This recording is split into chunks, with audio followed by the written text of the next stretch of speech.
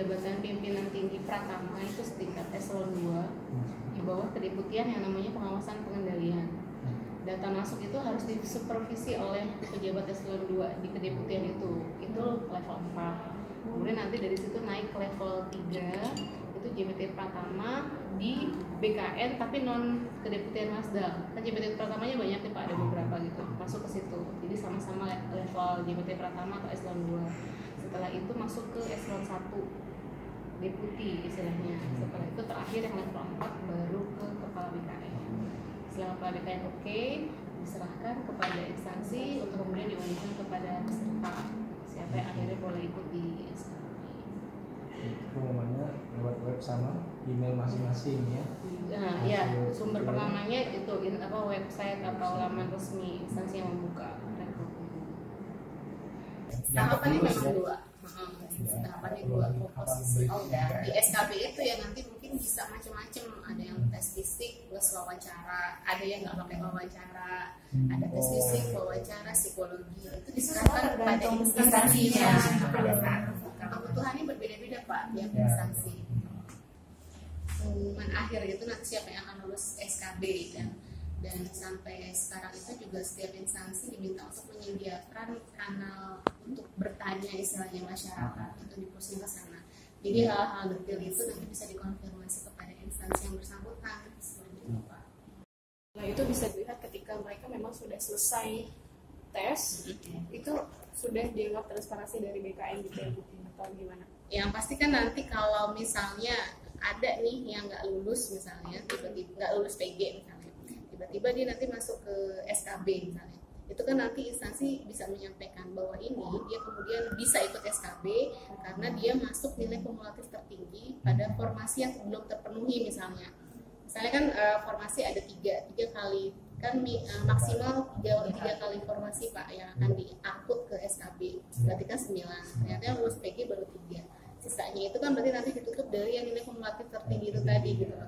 Mungkin temennya akan bilang orang ini kan gak lulus PG kemarin, tapi tadi secara kumulatif dia menempati posisi yang tertinggi gitu loh. Kan memang ada Bu nilainya totalnya misalnya 500 gitu ya, tapi ternyata pas salah satu komponennya tidak lulus, disebutlah dia tidak lolos PG.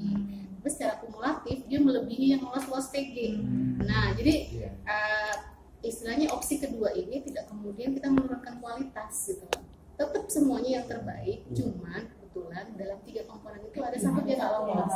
Tapi secara kumulatif bisa jadi dia lebih tinggi daripada yang lolos di ketiga item itu. Jadi, yang penting kan angkanya terbuka. Dan tadi syaratnya tertulis.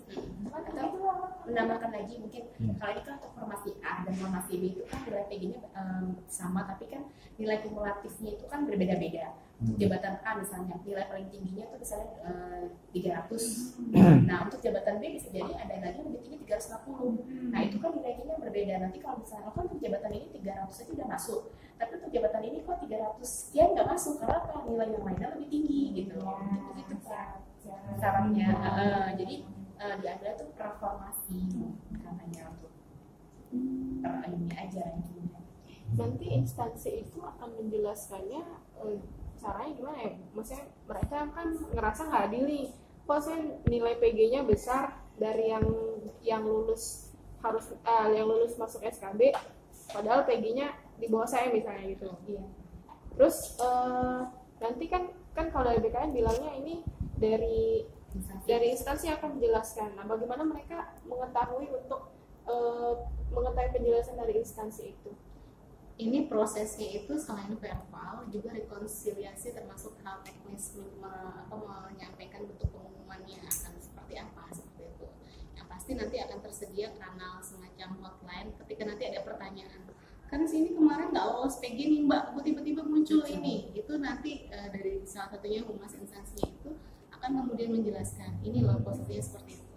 Tapi kalau format pengumumannya ini pun juga masih dalam bagian dari proses untuk menentukan nanti formatnya seperti apa. Yang pasti akan selalu ada jawaban yang clear. Kenapa yang ini tadinya saya foto, ini capturean saya nggak lolos PG, kok besok masuk SKB, itu pasti ada jawabannya.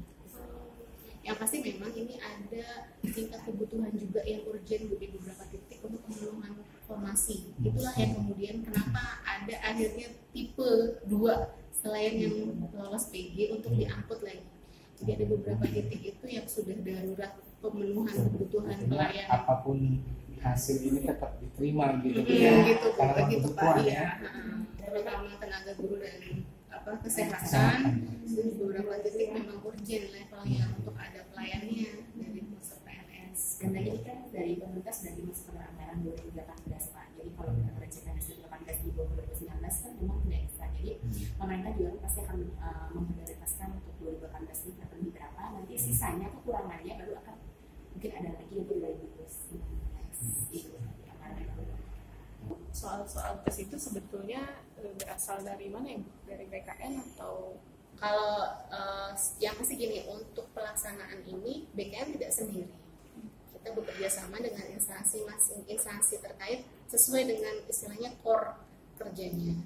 Nah, untuk soal itu kita bekerja sama dengan konsorsium perguruan tinggi. Gitu, ada dosen-dosen yang pasti mereka pun juga tidak membuat soal itu versi mereka tanpa dasar. Disesuaikan juga dengan yang di request pemerintah. Pemerintah requestnya lulusan macam apa nih untuk kemudian masuk ke birokrasi. Kemudian itu dicoba untuk disinkronkan dengan soal yang kira-kira nanti akhirnya bisa melahirkan, bisa menjaring orang-orang yang sesuai kapasitasnya dengan yang diminta oleh birokrasi ini. Jadi konsorsium pun juga nggak bikin soal suka-suka sendiri gitu loh. Jadi bukan versinya dia, tapi juga disesuaikan dengan mintanya apa, misalnya kayak gitu. Mintanya begini, oke, dibuatkan oleh konsorsium perguruan tinggi itu. Karena dalam waktu 90 menit mengerjakan satu soal, mungkin tidak semua bisa mengerjakan atau mempunyai strategi yang bisa mereka berhasil untuk melakukan itu gitu. Jadi apakah memang waktu dengan 90 menit itu sudah dianggap ideal untuk mengerjakan satu soal itu? Ideal atau enggak sih memang relatif ya istilahnya, tapi setidaknya itu sudah dikalkulasi untuk disesuaikan. Kalau orang ini memenuhi target PG misalnya, maka standar minimum yang diminta oleh pemerintah orang si peserta ini bisa menjawab, bisa memenuhi gitu. Kalau menurut pengalaman yang udah Bu, kalau untuk soal tes ini biasanya akan ada evaluasi gitu nggak Bu? Selalu. Contoh di 2017 kita ada sesi untuk mengevaluasi semua dari unsur pelaksanaan, ketepatan istilahnya pertanyaan dalam SKD itu untuk akhirnya menjaring orang-orang yang kapasitasnya itu diminta oleh birokrasi, itu pasti semua akan dievaluasi terus semua unsurnya. Ya kan targetnya memang selalu lebih baik ya ke depannya.